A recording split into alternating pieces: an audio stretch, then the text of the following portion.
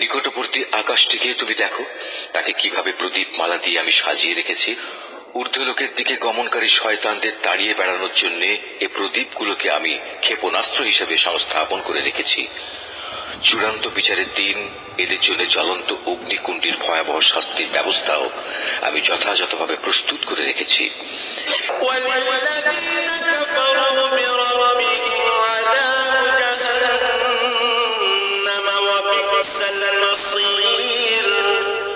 এত সব নিদর্শন সত্ত্বেও যারা তাদের স্রষ্টাকে অস্বীকার করেছে, তাদের জন্য রয়েছে জাহান্নামের কঠোরতম শাস্তি।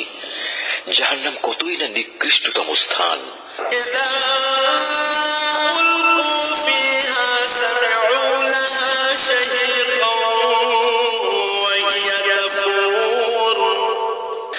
এই জাহান্নামের মধ্যে যখন তাদের ছুঁড়ে ফেলা হবে, তখন নিক্ষিপ্ত হবার আগেই তারা শুনতে পাবে তা ক্ষিপ্ত হয়ে বিকট গর্জন করছে।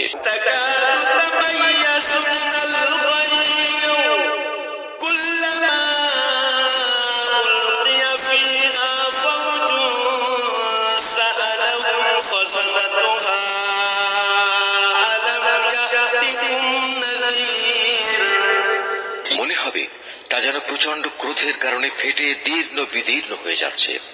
যখনই একদল নতুন পাপীকে সেখানে নিক্ষেপ করা হবে, তখনই তার প্রহরীরা তাদের জিজ্ঞেস করবে, এই জায়গার কথা বলার জন্য তোমাদের কাছে কোনো সাবধানকারী কি আসেনি?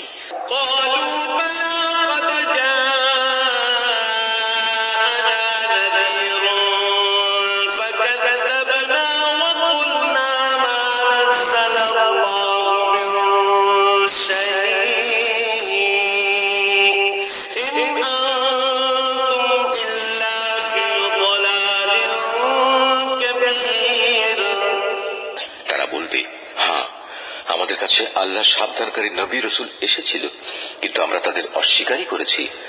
আমরা তাদের বলেছি এ দিন সংক্রান্ত কোনো কিছুই আল্লাহ তাআলা নাজিল করেননি, বরং তোমরা নিজেরাই চরম বিভ্রান্তিতে ডুবে আছো।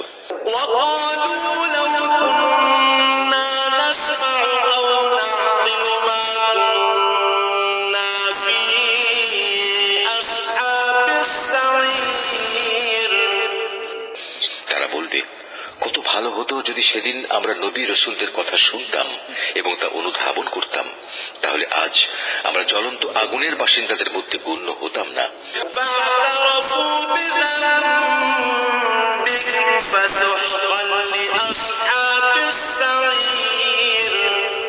অতঃপর তারা নিজেরাই নিজেদের যাবতীয় অপরাধ স্বীকার করে নেবে।